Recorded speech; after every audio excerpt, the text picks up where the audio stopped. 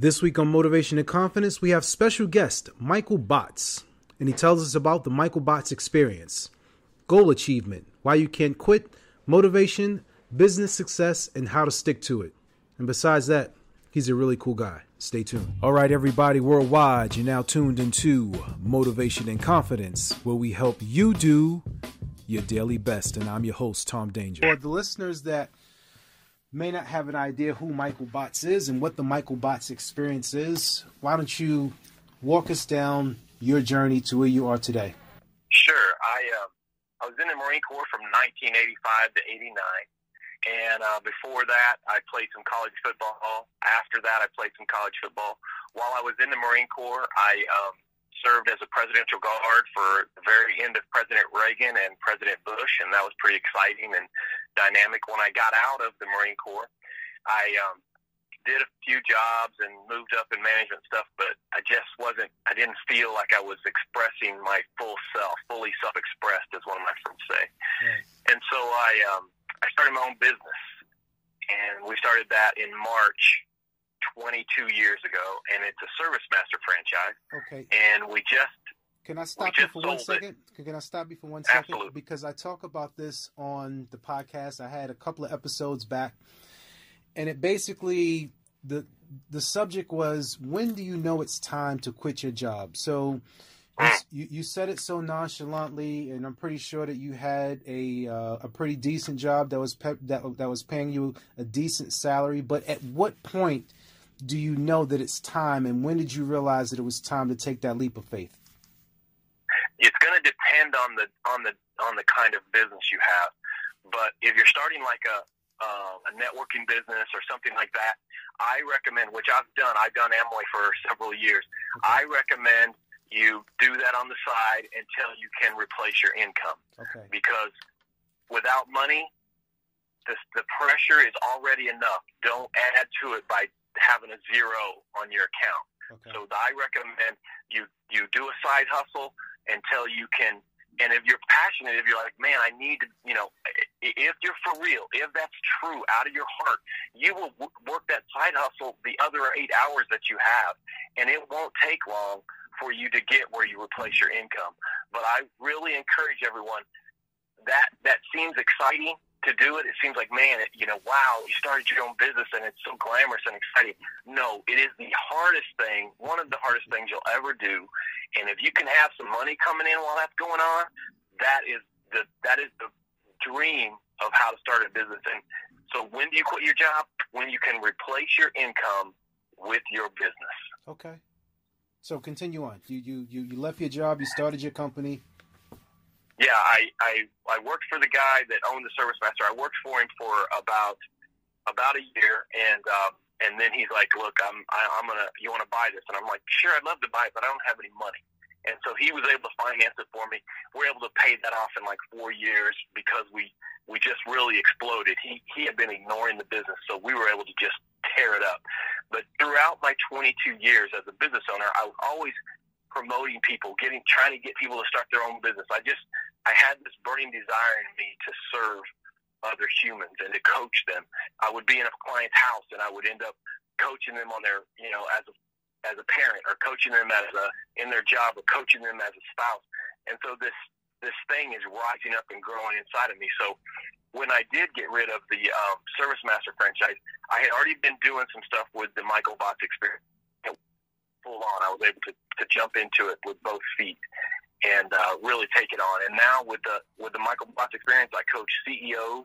I do speaking engagements at colleges and for business associations and things like that. Mm-hmm. And I'm just really passionate about serving people. Okay.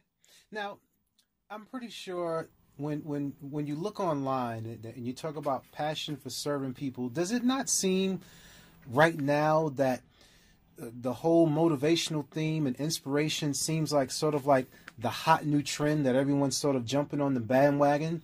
And with saying that, what makes your delivery different from the other thousands of people that are out there? I love that question. That is a powerful question. Thank you for the opportunity to answer it. I'm not everybody's cup of tea. Okay. Just let's start with that, because I've had people that hired me, and I've given their money back because they weren't right or I weren't right, or it just wasn't the right chemistry. So I'm not the savior for anyone. I have fundamentals that I teach. I'm able to help you be accountable. I've had some great successes with the clients that are coachable, and I don't know if it's. I think we're just, as a human, because of social media and everything, we're kind of open more and exposed more to the motivation and the inspiration and things like that. I think we have it more accessible. When Tony Robbins started, he was the only guy on that late night television, and you'd see that and you'd get a flavor of it. And you're like, man, that's the only person I could go to get this. And now we have a lot of choices of who can inspire you. Got you. So how do you structure your program for each individual client? How much of it is personal and how much of it is, customized directly for that group's or individual's experience?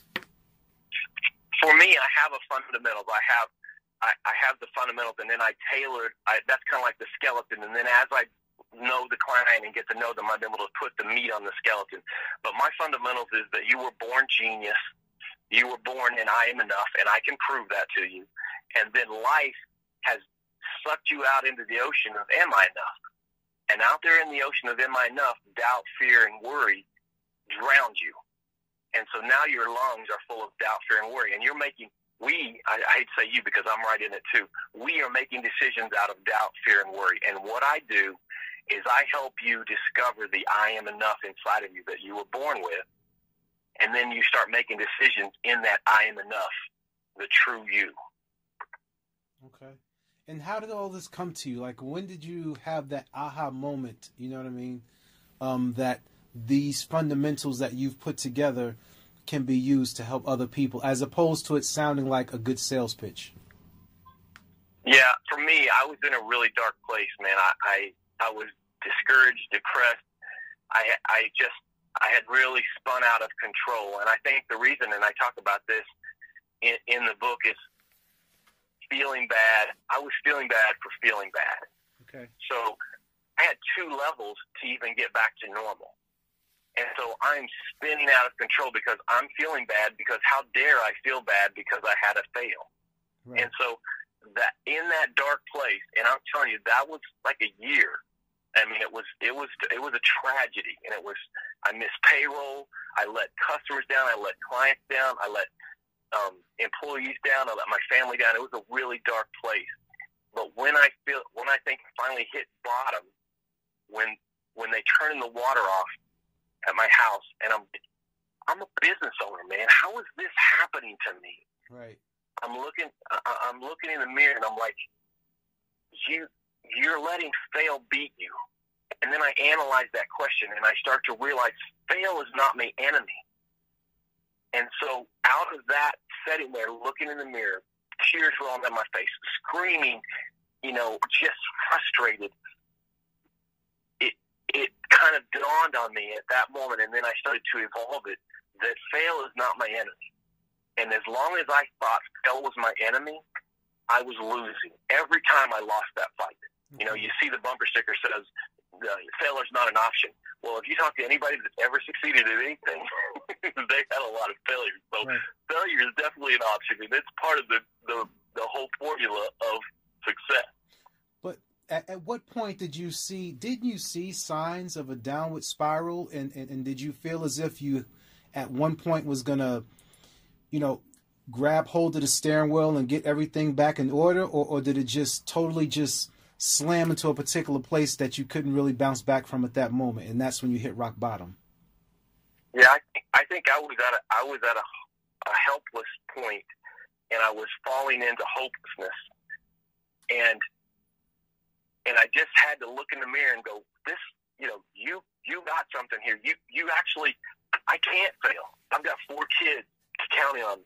I have 33 employees counting on me. I cannot let this burn to the ground. There's too many people counting on me. So at that point, I took that pressure and helped it evolve this formula that I use for success. Okay.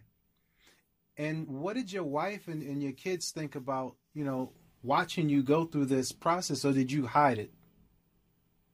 Well, I mean, it's kind of hard to hide. I'm pretty. I wear my heart on my sleeve, and I think my wife was very disappointed. I think she was trying to run behind me and pick up the pieces and try to save an unsavable situation. My kids, if you ask them now, they would say, Dad was angry a lot. And, Dad maybe was aggressive a lot. So they were seeing a man fall to his knees in despair in every way, physically, mentally, emotionally, financially. Right. I was at the brink of the end. Gotcha. And so if you're asking me what turned it around, right. I guess because I couldn't let those people down. Like, I'd already let them down, but I was trying to get it back. Were you drinking or anything, or have any substance abuse, or was it just the pressure of the business? No, it was just the pressure of the business. I didn't have any substance. I've actually never drank in my entire life. I've never done any kind of drugs, but I'm pretty good at feeling sorry for myself. I'm probably an expert at that, and that may have been my drug of choice. Okay. Was self-pity and feeling sorry for myself. Right. So what made you write the book? I know. The reason I wrote that book is because I know there are people that are going through what I was going through, and my book is not going to stop you. It's not going to make it brighter, but it can help you go through it.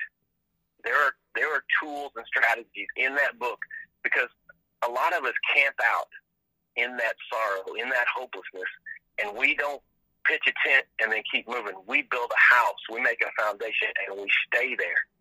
And the book, and you said don't be salesy. I don't want to be salesy, but to be truly, as from my heart, the book can help you keep moving and get through that darkness. Okay. And I take it that you never wrote a book before you wrote this book. I did not. I'd have passion. I wrote a manuscript one time about husband and wife, and the name of it was I can't even think, the art of intimacy. Okay. And I wrote a manuscript, but I never got it published or anything like that. And then I felt, here's another feeling bad for feeling bad. How dare I get that published when I wasn't even being a decent husband myself? Do you see how that works? That's feeling bad for feeling bad. Right. Right. So at what point do you say, I'm going to be a writer? Because I have a lot of people that ask me, because I have a book as well. It's a real easy to read, like 30-minute type book. And a lot of people always say, what makes you feel as if you can write a book? And for me, it was just like, you just start writing. I mean, you use your voice. I don't know that I knew like a particular format and structure, but what was your writing process like? Like, how long did it take you to write the book? It took about a year. Mm-hmm. And I think that one of the things that I teach in my coaching is serve, solve, and save. And the opposite of serve, solve, and save is having your eyes on me, myself, and I. So in that dark place, I have my eyes on me, myself, and I. So it's all inward. It's a selfish, safe place to be. And so when I stopped being in that place and I looked at the serve, solve, and save, how dare you not write your book because it's going to save someone's life? How dare I not write my book, because if it changes one person's life, then it was worth it. And so when someone asks, how do you start writing your book? I would say, how can you not write your book? Because someone out there is going to read your story and it's going to impact them. It could keep them from committing suicide. It could keep them from getting a divorce. It could keep them from quitting in their business. There's just so many things that your story can have an impact on another human being. Now, the details of, like, I don't know grammar, I didn't do great in English. I just started writing and then found solutions to each of those problems as the process went through. Mm-hmm, mm-hmm. So when you talk about being selfish, the opposite of serving, if I heard you correctly, isn't it sort of the opposite of what social media programs you to think? Because when you look at social media to a certain extent, it's almost like a reflection of what you see of yourself, and your ego and your inner presence becomes self-serving by, look at me, look at what I'm doing. You know what I mean? Yeah. So how do you work against that, because it's like, on one hand, social media is great in the sense of, you know, networking with people. That's how we met, you know.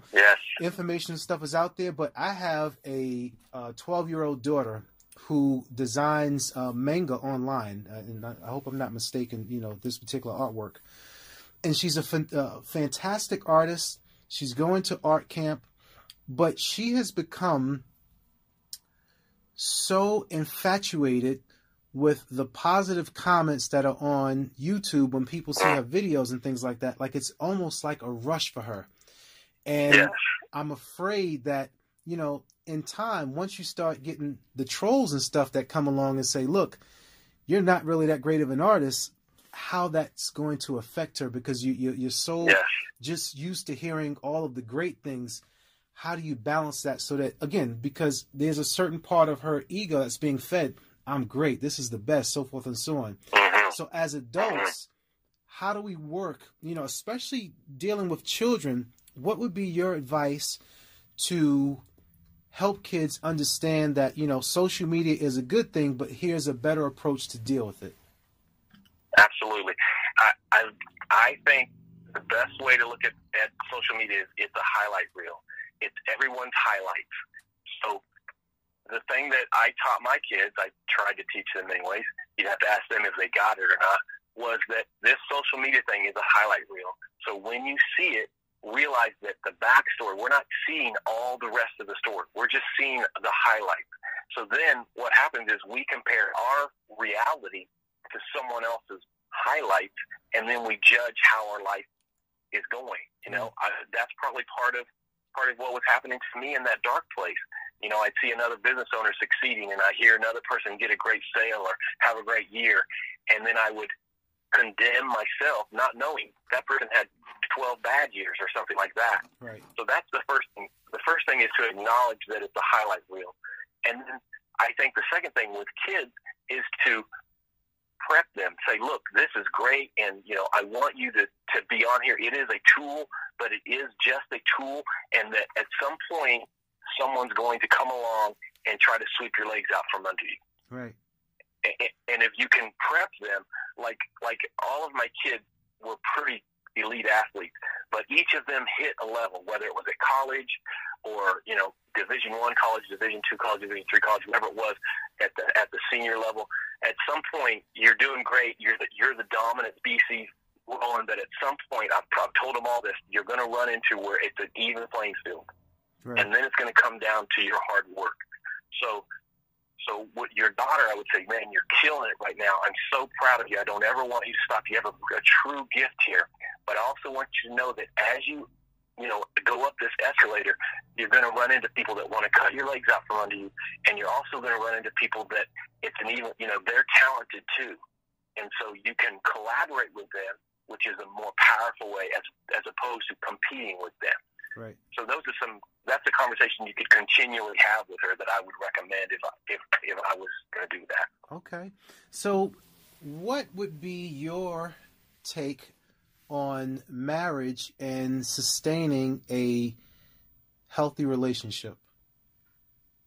Wow, man, I'm really struggling in that area right now, so I feel. But you know what? I think that at that point, or at this point, you sort of know what not to do. Yeah. I would say a high level of communication is huge.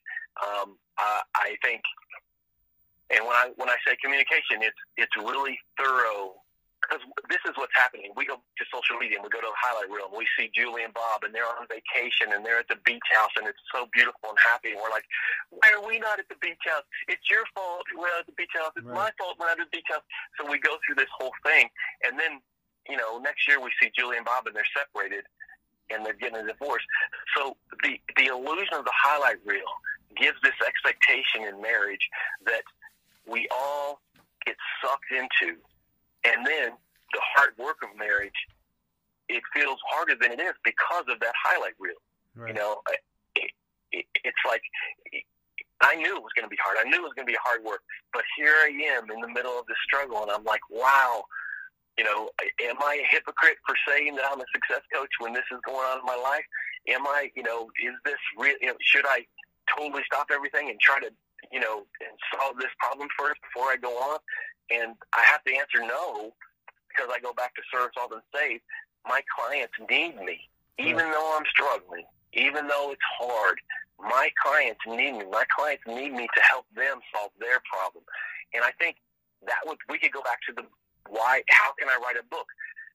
Again, your story in your book, the worst parts of it, the ugly parts of it, the darkest parts of it, that's going to serve someone if you have the courage to put it out there. Right.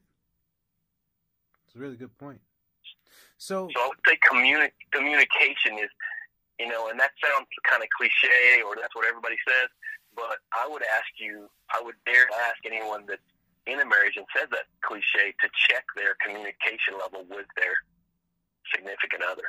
Okay. Now, as far as your social media presence, where can people find you online? And, if they want to book you for the Michael Botts experience, what is the process like? If you go to my website, themichaelbottsexperience.com, you can see some videos in there, get a flavor of me. There's some, content in there, some copy in there for you to see what I do. And then at the bottom, you can put your name and number in there, and I'll reach out to you. Anyone that reaches out right now through this podcast, I can give them a 45-minute strategy session. Okay. And we can dig into what's going on in their lives, what's working, what's not working, and maybe, get them some strategies for what's next in their lives. Sounds good. Is there anything else that you'd like for the viewers to know about, or listeners, excuse me? Yeah, two other things. You can find me on YouTube on the Michael Botts Experience. There's over 300 videos on there that are phenomenal. I highly recommend that. And the last thing I would like to share is the formula that we really didn't get to break it down today for success is risk, fail, learn, repeat. So break it down for us. Break it down for us.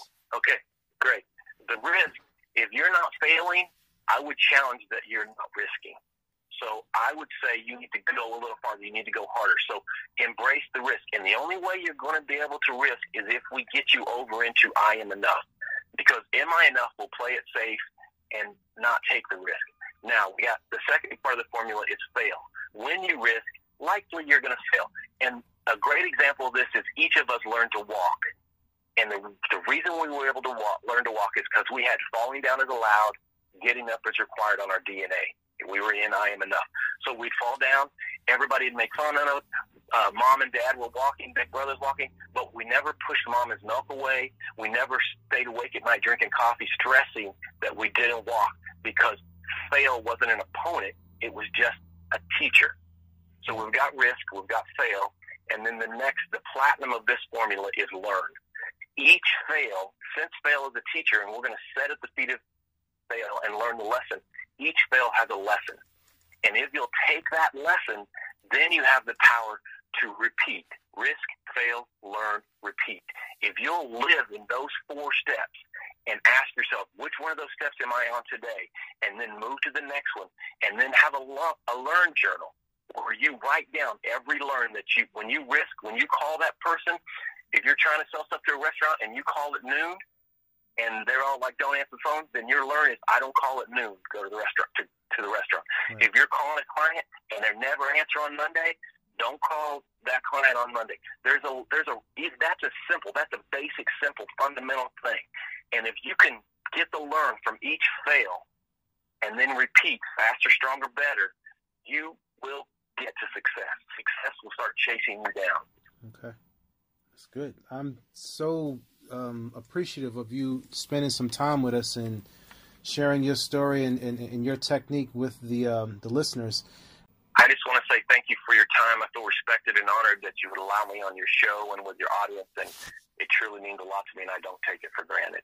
Thank you. I appreciate you for calling me, Michael. Thank you for tuning into Motivation and Confidence, where we help you do your daily best. Like, subscribe, or leave a comment. Check us out on various platforms: Spotify, iHeartRadio, Google Play, Overcast, Castbox, SoundCloud, YouTube, iTunes, TuneIn, or Alexa Media.